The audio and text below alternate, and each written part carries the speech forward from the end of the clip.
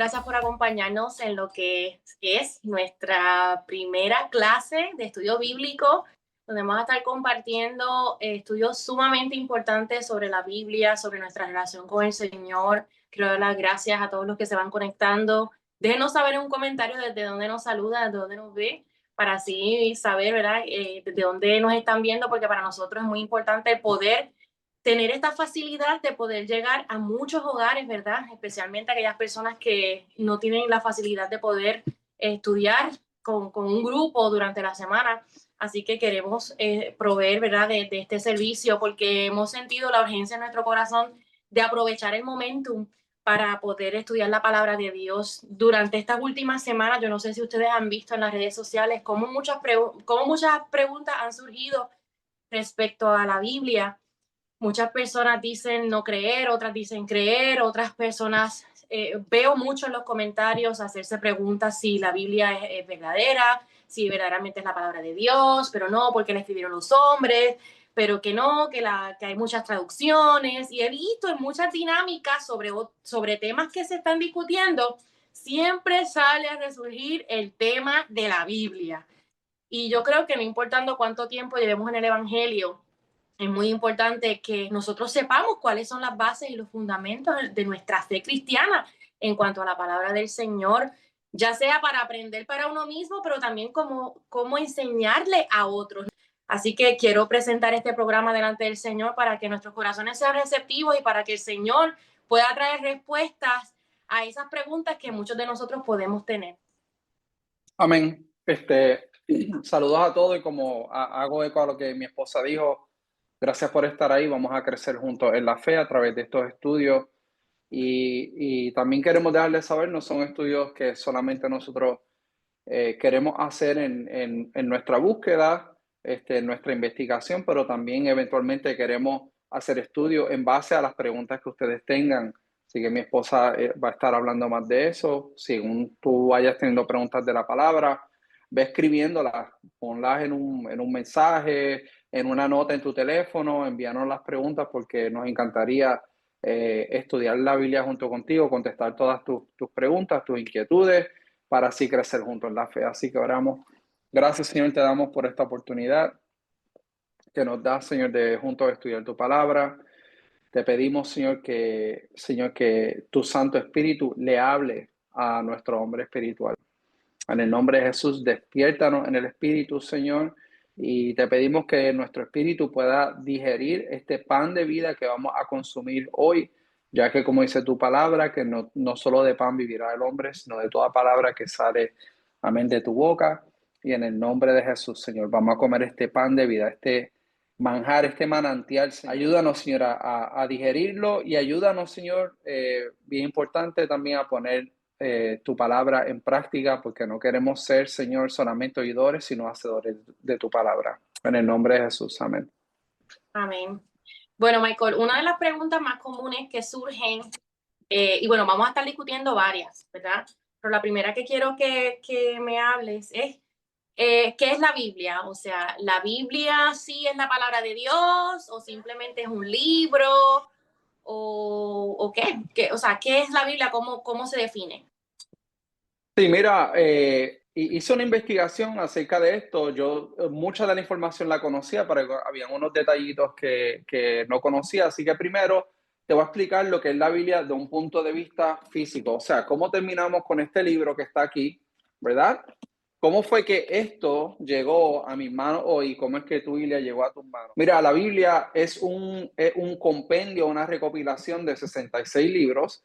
Tiene un total de 40 autores, entre ellos hombres y mujeres.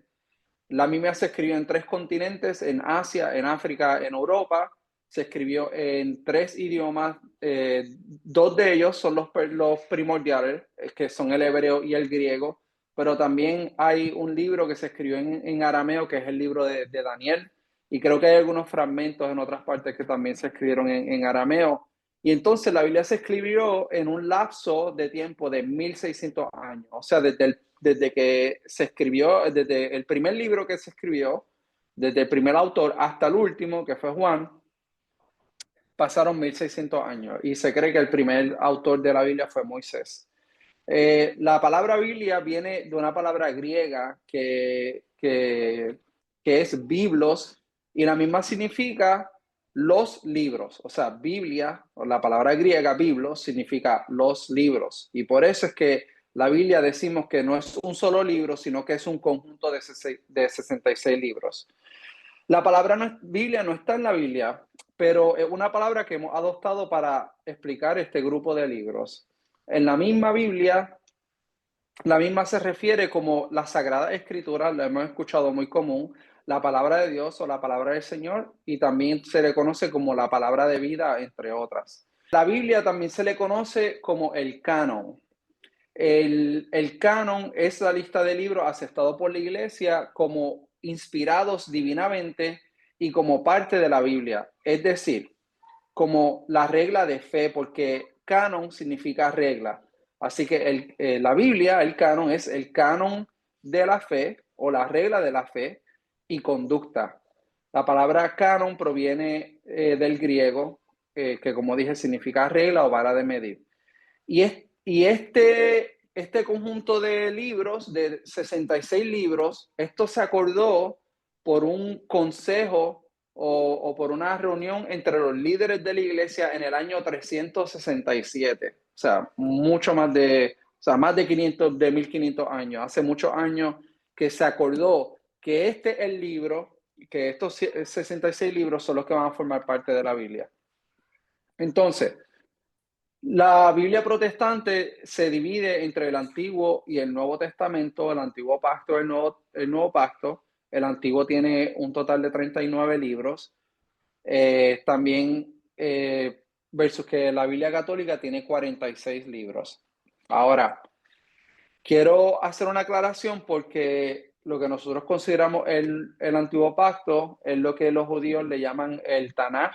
Y cuando tú estudias tienen 24 libros y la de nosotros tiene 39. Bueno, es lo mismo, lo único que el Antiguo Testamento de nosotros está dividido en más libros. Por ejemplo, en el Tanaj tienen a todos los profetas menores en un solo libro. Ahora son 12 en total. Pero en nuestra Biblia están todos los profetas menores divididos, ¿me entiendes? Y de ahí es que está la incongruencia en números. Pero el contenido es exactamente el mismo, ¿ok? Así que en cuanto a contenido no hay incongruencia ninguno. Ahora con la Biblia católica, que tiene un total de 46 libros, o sea, 7 adicional a la Biblia protestante, estos libros se les conocen como los libros deuterocanónicos o apócrifos. La Iglesia protestante adoptó el Antiguo Testamento, adoptó como Antiguo Testamento el canon judío, por lo que está establecido en Romanos 3.1. Y Romanos 3.1, o sea, la primera cita dice lo siguiente: ¿qué ventaja tiene pues el judío? ¿O de qué aprovecha la circuncisión? Verso 2 dice: mucho en todas maneras. Primero, ciertamente, que les ha sido confiada la palabra de Dios.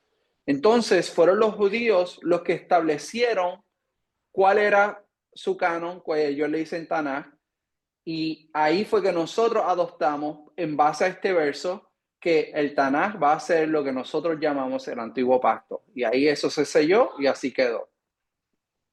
Entonces, hay otra palabra que es bien importante para que se usó para decidir, espérate, cuál libro vamos a aceptar, cuál libro no vamos a aceptar, especialmente en el Nuevo Testamento. Bueno, el Nuevo Testamento continuamente Jesús, los apóstoles, Pablo, Pedro, todos ellos citaron el Viejo Testamento. Y entonces el Nuevo Testamento está revelando o está explicando espiritualmente qué eran las cosas que se decían en el Nuevo Testamento y cómo Jesús vino a cumplir todas esas cosas y cómo Jesús las cumplió. Entonces, en Mateo 18:16, Mateo capítulo 18, verso 16, en la tercera parte de este verso, tiene 3 partes, así que la parte C dice: para que en boca de 2 o 3 testigos conste toda palabra. Y esto es bien importante, porque aquí es donde se ha trazado líneas para aceptar un libro del Nuevo Testamento como parte del canon del Nuevo Testamento. Ok, ¿qué quiere decir? Que si hay una referencia hay un libro que tiene alguna referencia que no puede ser corroborada con el Antiguo Testamento, ese libro no se incluyó. ¿Se entiende eso? Entonces, así fue como y crearon el Nuevo Testamento. Pero hay otra cosa también muy importante, que la iglesia decidió trazar la línea en los autores del Nuevo Testamento que tuvieron una relación física directa en la tierra con Jesús. ¿Qué quiere decir eso? Ok, Pedro conoció a Jesús. Juan conoció a Jesús. Pablo tuvo un encuentro con Jesús físicamente y dice que estuvo en Arabia por 3 años leyendo, aprendiendo del Señor, directamente del Señor, toda la revelación que él explica. ¿Ok? Ahora, los discípulos de los apóstoles que vinieron después de los apóstoles, eso le llamamos a ellos los padres de la iglesia, son personajes bien importantes que escribieron cartas y textos maravillosos que yo les aconsejo a todo el mundo que vayan y busquen quiénes son personas como Ignacio, como otras personas que no me acuerdo, escribieron cartas maravillosas y consejos que son tremendos. Mas, sin embargo, ellos no tuvieron una relación directa con Jesús. Y por eso fue que trazaron la línea ahí en los autores que conocieron a Jesús personalmente. Y así fue como se formó el Nuevo Testamento. Primero, tiene que corroborarse todo lo que se escribió, corroborarse con el Antiguo Testamento, porque dice la palabra, para que en boca de 2 o 3 testigos conste toda palabra. Tiene que haber un testigo. Lo que tú dices tiene que haber sido testificado ya en el Antiguo Testamento. Y la relación con Jesús. Ahí fue que se cerró. Esos fueron los parámetros establecidos, para el Nuevo Testamento. Ahora, tú me preguntaste, ¿qué es la Biblia? Y eso es lo que estaba hablando, pero quiero contestar esta pregunta de una perspectiva diferente. Primero, te hablé físicamente. ¿Cómo llegó este libro a nuestras manos? Ahora, del punto de vista espiritual, esto es lo más importante. Y quiero darle tiempo para que vayan a Juan capítulo 1.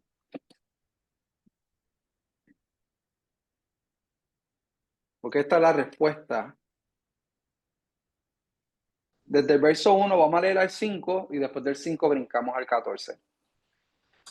Dice la palabra que en el principio ya existía el verbo.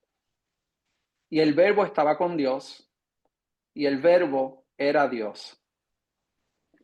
Esta palabra verbo en griego es palabra, que es la palabra logos. Y dice, él estaba con Dios en el principio, por medio de él todas las cosas fueron creadas, sin él nada de lo creado llegó a existir. En él estaba la vida y la vida era la luz de la humanidad. Esta luz resplandece en la oscuridad y la oscuridad no ha podido apagarla. Ahora, el verso 14 dice, y el verbo, la palabra, se hizo hombre y habitó entre nosotros. Y contemplamos su gloria, la gloria que corresponde al Hijo único del Padre, lleno de gracia y de verdad. O sea, ¿qué es la Biblia? La Biblia es Jesús. La palabra es Jesús. Jesús es la palabra encarnada. Y eso es de lo que está hablando este autor. Y Jesús le da un refuerzo a esta palabra en el capítulo 6 de Juan, verso 63, donde él dice, el espíritu es el que da vida, la carne para nada aprovecha. Las palabras que yo hablo son espíritu, son vida. ¿Ves? Esto es un principio bien importante para nosotros entender cuando vamos a leer, cuando vamos a estudiar la Biblia, de que la Biblia es Jesús, la palabra es Jesús, y de que la misma es un libro espiritual. ¿Ok? Juan 4, 24, si no me equivoco, también dice, este texto no lo tengo en mis notas, pero dice que Dios es espíritu. Y Jesús dice, las palabras que yo hablo son espíritu. Y es bien importante que cuando estudiemos la Biblia tengamos en mente una verdad que está grabada en 1 Corintios capítulo 2, verso 14, donde Pablo nos deja saber, que fue el autor de Corintios, dice pero el hombre natural no percibe las cosas que son del Espíritu de Dios. Y esa es la razón por la que mucha gente dice, sin tener una relación, sin tener, a veces con malas intenciones, quieren leer la Biblia para decir, yo voy a probar que esto es un chorro de disparate, que aquí lo que hay son embustes, que esto es falso, todo eso. Y dice la misma Biblia que el hombre carnal no entiende las cosas que son del Espíritu de Dios. ¿Ok? Dice, porque para él son locura y no las puede entender porque se han de discernir espiritualmente. Es importante nuevamente, vamos a decir esto otra vez. Juan 4:24, Dios es espíritu. Si alguien me puede corroborar esa cita, te lo agradezco. Sé que está en Juan 4. Dios es espíritu. El verbo se hizo carne. Dice, el verbo se hizo hombre y habitó entre nosotros y contemplamos su gloria, la gloria que corresponde al Hijo del único Padre. Ese es Jesús. Jesús dijo en Juan 6:63, las palabras que yo hablo son espíritu y son vida. Amén. Y dice la palabra que nosotros carnalmente, físicamente, no podemos entender. No podemos entender lo que es la palabra. ¿Por qué? Porque es un libro espiritual. Ahora, gloria a Dios damos de que Dios nos hizo no solamente un hombre carnal, sino que también nos hizo un ser espiritual. Yo he escuchado esto mucho y cada vez sé que es cierto. Dice que nosotros somos espíritu, tenemos un alma y vivimos en un cuerpo. Así que nosotros tenemos un espíritu al cual el Espíritu de Dios le habla a nuestro espíritu y así es como nosotros recibimos la revelación de la palabra de Dios. Hay otro texto donde dice que toda la escritura es inspirada por Dios. Esto es una de las preguntas que hacen muchos. Pero eso la Biblia la escribió el hombre. Y vamos a ir a unos detalles técnicos ya mismo. Sí, pero la escribió el hombre, pero uno de los pilares de nuestra fe es que aunque sí la escribió un hombre, pero fue inspirada por el Espíritu de Dios. ¿Ok? Fue inspirada por el Espíritu de Dios. Y dice que es útil para enseñar, para redarguir, para corregir, para instruir en justicia, etcétera, etcétera. Así que la palabra fue inspirada por Dios, sí fue escrita por hombres, pero inspirada por Dios. Y la palabra es un libro espiritual, es Jesús encarnado y es el Espíritu quien le revela a nuestro espíritu las verdades que hay en la misma. Definitivamente, Michael. A veces yo pienso que las personas que dicen eso de que, pero la Biblia la escribió un hombre, está buscando una excusa para no creer. Sin embargo, si Dios hubiera escrito realmente la Biblia a puño y letra, ¿verdad? La gente, ¿tú crees que le creería? No le creería, ¿sabes por qué? Porque tendrían que creer al testimonio de un hombre que presenció a Dios escribiendo la Biblia. De todas maneras. Sí, así que es por eso que es el Espíritu Santo el que trae convicción y bueno, obviamente nosotros que hemos experimentado el poder transformador de la Biblia, hemos sido testigos a nuestro espíritu de que la Biblia fue inspirada por Dios porque nos redarguye, nos corrige, porque no apela a nuestros deseos humanos, sino que apela el acercarnos a Dios y que nosotros seamos más espirituales, ¿verdad? Que andemos en el espíritu. Así y es lo que ha transformado nuestras vidas y somos testigos de eso y ya mismo vamos a hablar de testigos porque es algo bien importante. Así es, sí. Otra pregunta que yo tenía, que te quería hacer, Michael, es ¿cómo realmente nosotros sabemos entonces, ¿verdad? Que la Biblia es la verdadera. O sea, que es cierta, que es verdad lo que dice. Mira, quiero darle crédito a una persona que es un experto en este tema, es un erudito. Él se llama Wesley Hoff. Si tú sabes inglés, te aconsejo, por favor, busca a esta persona. Búscalo en YouTube, escucha todo el contenido que hay acerca de él, porque él es un joven canadiense, tiene apenas 31 o 32 años, algo así, donde es un defensor de la fe y ha hablado mucho, ha escrito mucho acerca de este tema, pero leyendo acerca de él y mirando algunas podcasts que hizo y presentación, honestamente me ayuda a contestar esta pregunta. Y él les puso 3 puntos y se los quiero compartir con ustedes. Es que la Biblia está escrita con hechos y realidades de su tiempo. Está escrita con hechos y realidades de su tiempo, número 1. Número 2, fue pasada de generación en generación con precisión. ¿Ok? Pasada de generación en generación con precisión. Y número 3, y para mí esta es una de las más importantes. La Biblia transmite honestidad. Transmite honestidad. Vamos a los puntos. Primero, está escrita con hechos y realidades de su tiempo. En Lucas 3, verso 3, hay un pasaje bien importante donde este autor, Lucas, se le conoce como el médico amado, era un doctor y fue compañero de Pablo en muchos de sus viajes. Lucas escribe y sabe que está escribiendo algo que alguien en el futuro va a leer. Y no es solamente él sí le está escribiendo a un maestro, pero él también sabe que esto va a ser leído en el futuro. Así que imagínate que yo voy a escribir algo para que un lector en 1000 años, de aquí a 1000 años, se ubique en tiempo y espacio.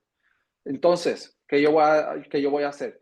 Yo voy a decir que en el año 2025, en octubre del 2025, yo estaba en la ciudad de Jacksonville, Florida, en Estados Unidos, cuyo presidente era el señor Donald Trump, cuyo gobernador de la Florida era el señor Ron DeSantis, cuya alcaldesa de la ciudad de Jacksonville era Donna Deegan, en la comunidad de Mandarin en Jacksonville.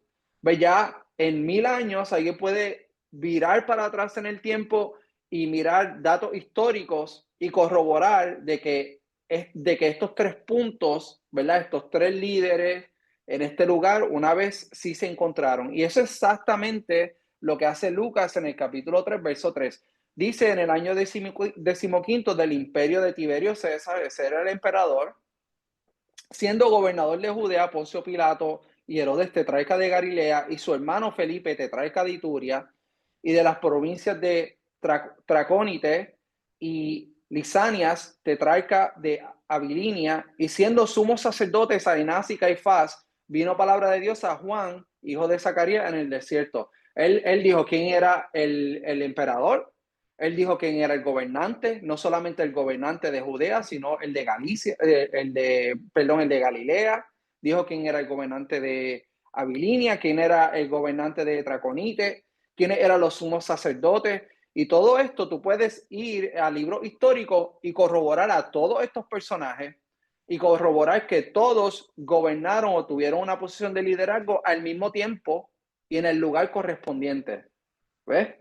Y estamos hablando de historia hace más de 2000 años, ¿verdad?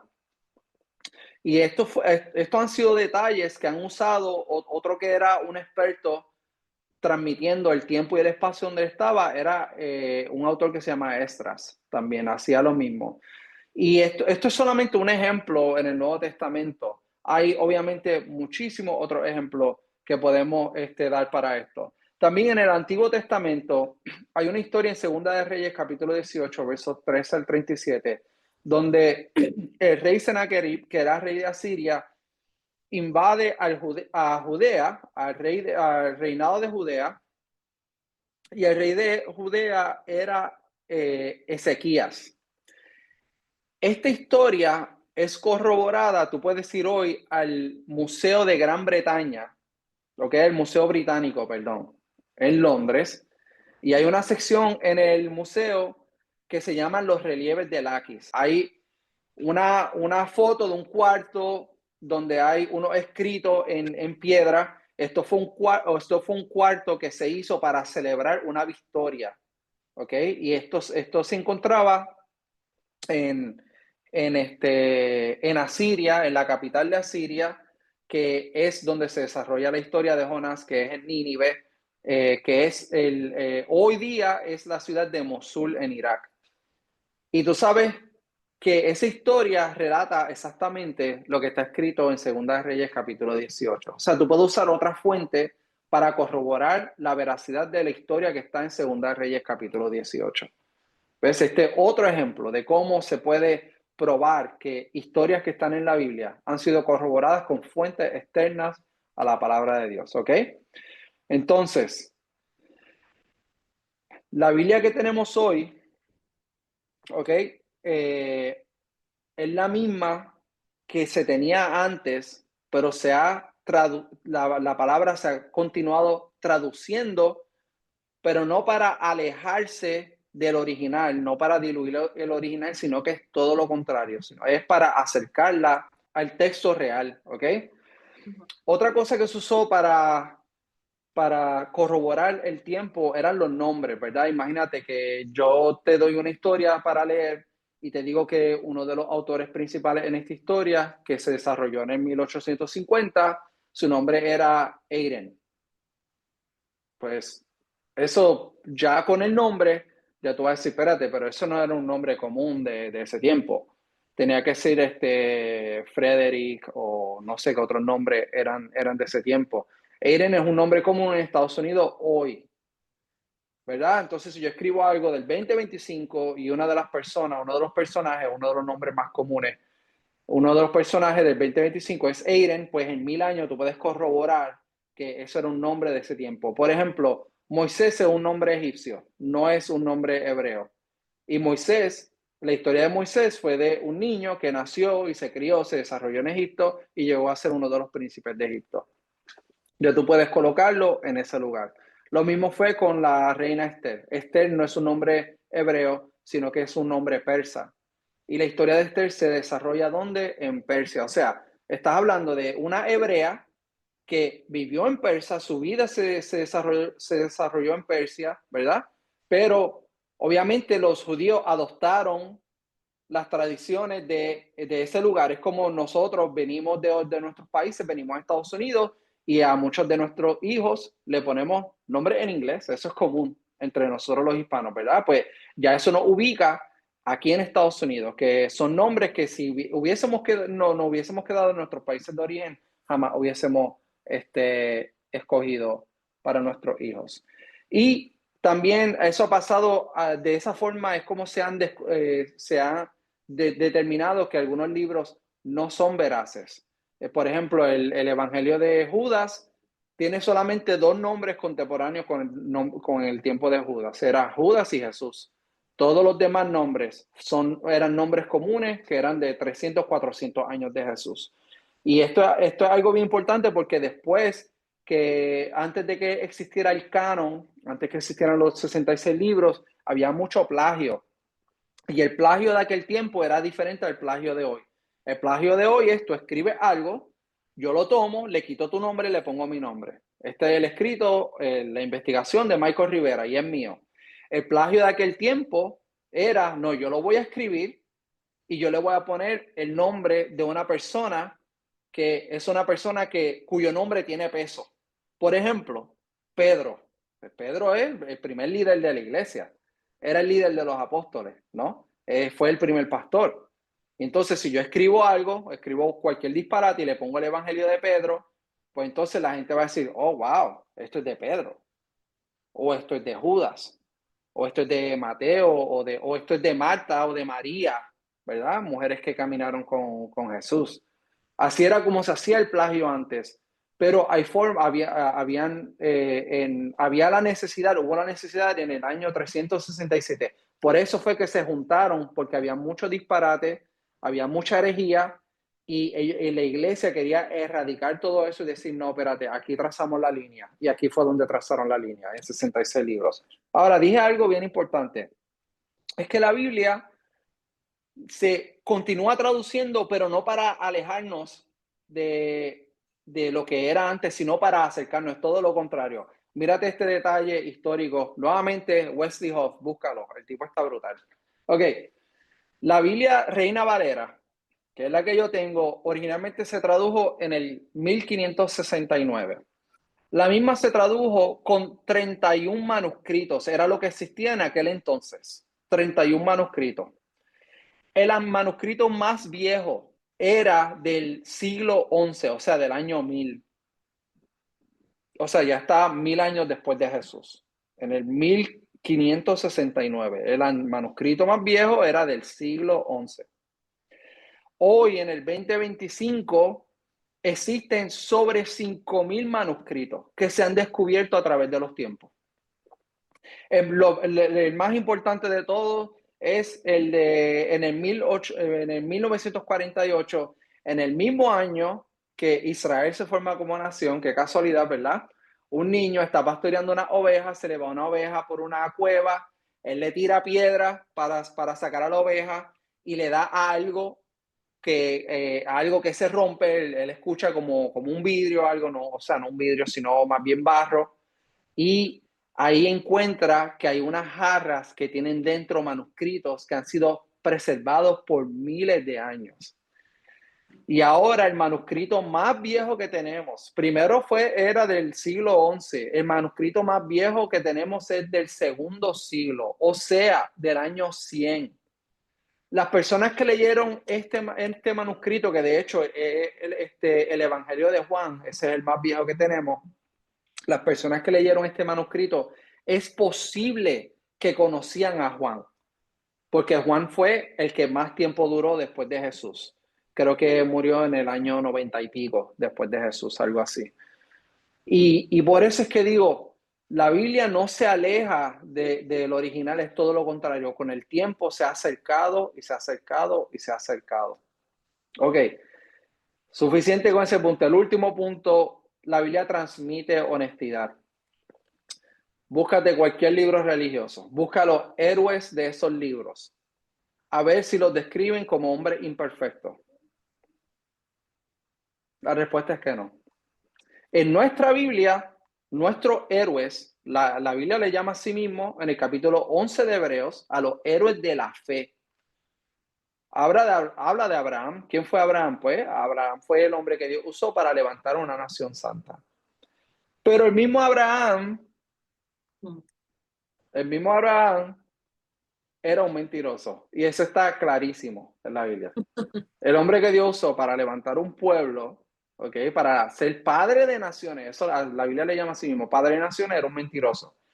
Luego Jacob fue el padre de Israel, de la nación santa, pero fue un engañador. ¿Ok? Moisés libró a Israel de la esclavitud. El líder más grande para todo el pueblo judío es Moisés. Él libró a toda la nación de Israel de la esclavitud de Egipto, pero fue un asesino y era una persona insegura. Claramente, eso nadie trató de ocultar eso. Está claramente escrito en la Biblia. David fue la vara que Dios usó para medir todos los reyes todos los reyes que vinieron después de él, a todos los reyes. Él le decía, a casi todos le decía, tú no eres como tu padre David. Imagínate, usó a David de estandarte, lo usó de vara para medir no, tú no eres como David. Asimismo, Dios le decía a través de los profetas a los reyes. Mas, sin embargo, sabemos que David era un adúltero y era un asesino. Pedro fue el primer líder de la iglesia, pero Pedro negó a Jesús 3 veces. Pablo fue el apóstol de los gentiles, pero en palabras de hoy era un terrorista. ¿Quién era Pablo? ¿Tú no crees lo que yo creo? Pues yo te voy a matar, porque tus creencias están mal y tú tienes que creer lo que yo creo. Así son los terroristas de hoy, ¿verdad? Y ese era Pablo. ¿Qué es lo que hace esto? Te deja saber que la Biblia, no se trata del hombre.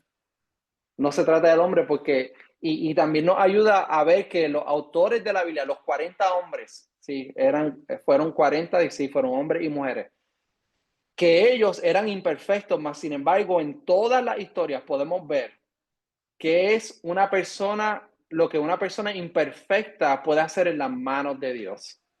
Y es un mensaje para todos nosotros.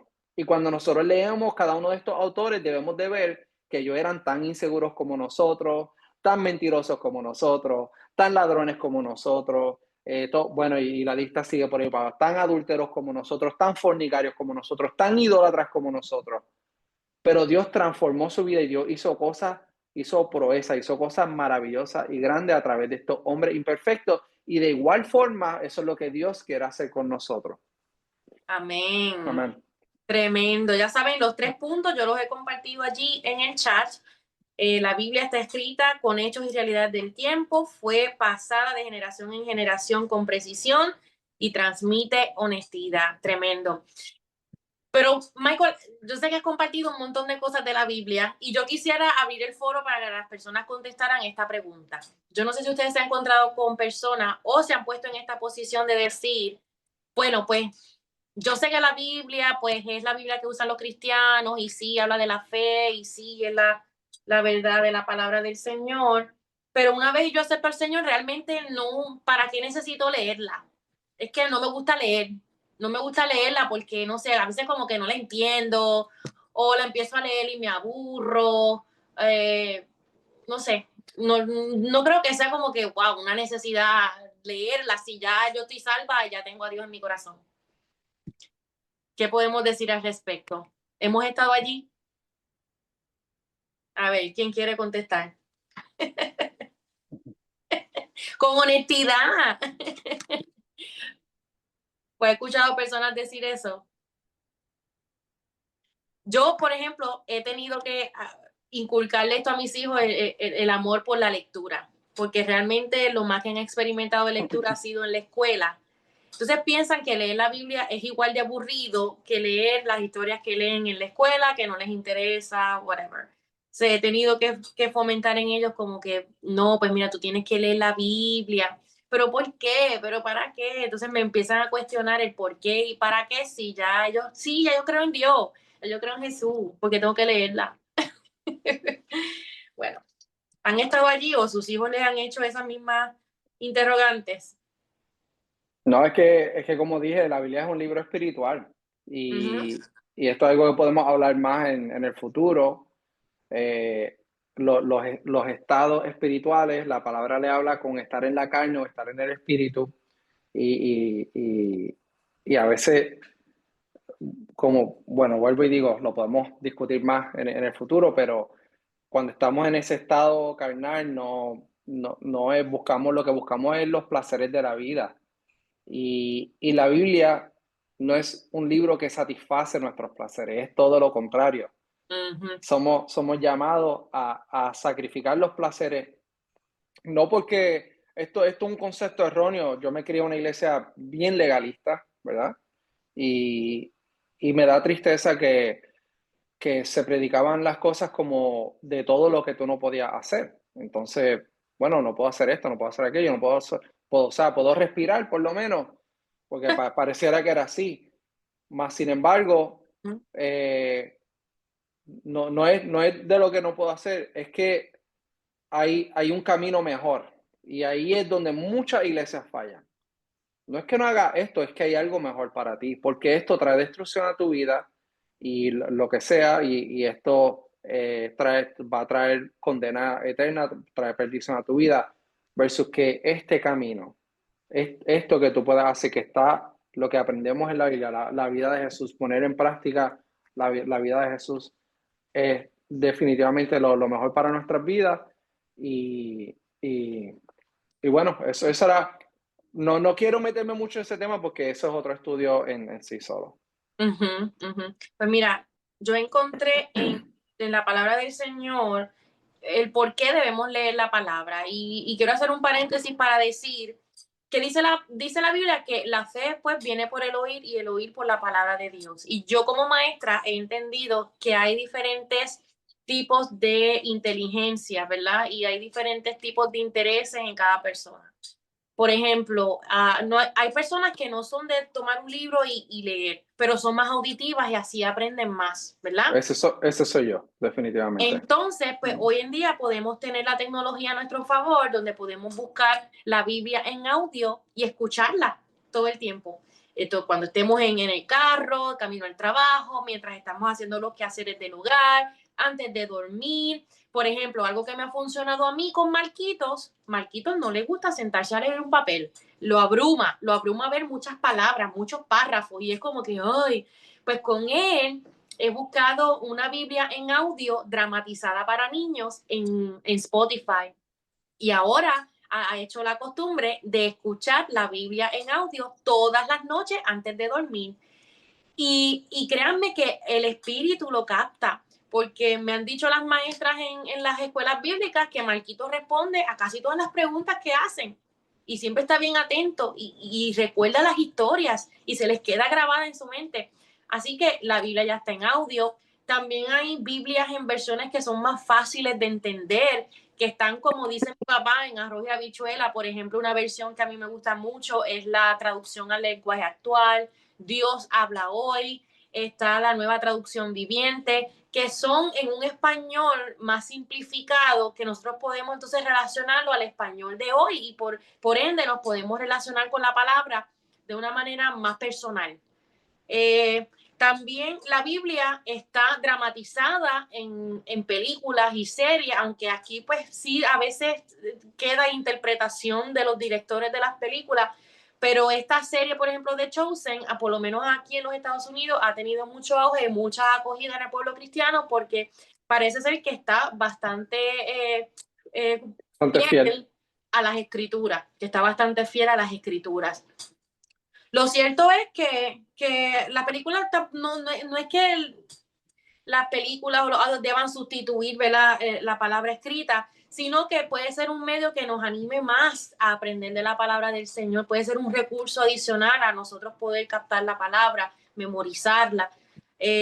Así que hay tecnología para que nosotros entonces podamos escuchar la palabra, ver la palabra todos los días. Y yo creo que se dice que un hábito se crea en 21 días. Cuando tú comienzas a hacerlo constantemente, tener esa disciplina, esa constancia. No, a esta hora yo voy a escuchar la palabra, no, a esta hora yo voy a leer la Biblia, o a esta hora me voy a sentar y voy a ver esta serie que habla de la palabra de Dios. Uno crea esa disciplina, llega el tiempo en que tu mente, tu cuerpo lo va a necesitar. Y así ha sido. He hecho de la costumbre de estudiar la palabra de Dios todas las mañanas y ya cuando no lo hago es como que, ay, necesito sentarme y necesito leer, necesito... Eso crea un hambre y sed de yo querer alimentarme de la palabra de Dios. Y entre más tú lo haces, entre más tú te llenas de la palabra del Señor, más te desintoxicas de de todas las cosas que el mundo nos está bombardeando, de toda la negatividad y la basura que el mundo nos está bombardeando constantemente. Tú vas a sentir en tu espíritu que tú vas a estar más conectado con el Señor a través de la palabra. Es que tú vas a conocer a Jesús de una manera personal, vas a comenzar a entender los pensamientos de Dios y cómo Él habla, y eso te va a ayudar a discernir su voz en momentos de debilidad, en momentos de tentación. Tú vas a poder discernir la voz de Dios. Así que es muy importante que procuremos entonces llenarnos de la palabra de Dios, meditar en ella día y noche. Y yo quiero, antes de irnos hoy, yo quiero dejarles de tarea el Salmo 119, porque allí los versículos, o sea, ese es el capítulo más largo de la Biblia, pero no es que lo lean, no lo tienen que leer todo, pero por lo menos de los versículos del 1 al 80, son versículos cortos, del 1 al 80, porque allí describe la importancia de la palabra de Dios y cómo la misma nos beneficia a nosotros. No solamente habla acerca pues que la palabra fue inspirada por Dios, pero habla de una manera más personal de lo que representó la palabra de Dios, ¿verdad? Para su siervo. Y es lo que debe representar también para nosotros. Nosotros queremos ser personas conforme al corazón de Dios y es por eso que debemos meditar en la Mi palabra. amor, antes de finalizar, Sí, quiero añadir unas cosas, claro. dos textos. La importancia de la Biblia y para qué nos sirve. Bueno, estamos familiarizados con lo que es nuestra vida física. Todos necesitamos alimentarnos, ¿verdad? Y Uh-huh. comemos 2 o 3 veces al día. Bueno, de igual forma, una de la Biblia, la palabra, también se le conoce como el pan de vida. Amén. Y, y cuando Jesús fue tentado en el desierto por Satanás, después de haber ayunado 40 días, obviamente Satanás no es bruto, hay un dicho por ahí que dice que más sabe el diablo por viejo que por diablo. Sabía que después de 40 días, obviamente lo más fácil para tentar a alguien que está en ayuno sería con comida. Pues entonces él le dice a Jesús, si tú eres el Hijo de Dios, convierte estas piedras en pan y cómetelas. Y Jesús le dijo, esto está en Mateo 4, y Jesús le dijo que no solo de pan vive el hombre, sino de toda palabra que sale de la boca de Dios. O Uh-huh. sea, ¿qué pasaría? Algo que pareciera, ¿verdad? Lógico, pero si dejamos de comer, eventualmente vamos a sobrevivir un día, vamos a sobrevivir 3 días, quizás 10, quizás más, pero eventualmente vamos a morir porque nuestro cuerpo necesita alimentarse.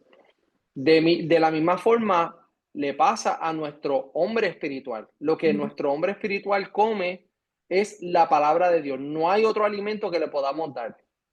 No podemos sustituir la palabra de Dios por absolutamente nada para supuestamente alimentar nuestro espíritu. Es todo lo contrario. Si no alimentamos nuestro espíritu, alimentamos el hombre carnal, ¿verdad? Entonces, por eso es que para que nuestro espíritu viva, necesitamos la palabra del Señor.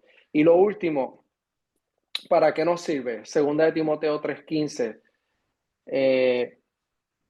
Dice, desde tu niñez conoce las sagradas escrituras que pueden darte la sabiduría necesaria para la salvación mediante la fe en Cristo Jesús. Wow. Así que a través de la palabra nosotros adquirimos la sabiduría necesaria para la salvación, que es mediante la fe. Y es otro tema que podemos estudiar en el futuro acerca de la fe en Jesucristo. O sea que tenemos el pan de vida. De esa forma vive nuestro espíritu a través de la palabra, y a través de la palabra es que adquirimos la sabiduría para ser salvos. Así. La palabra es lo que nos da, la palabra a través de la fe es lo que nos da la vida. Bien, excelente. Gracias, mi amor.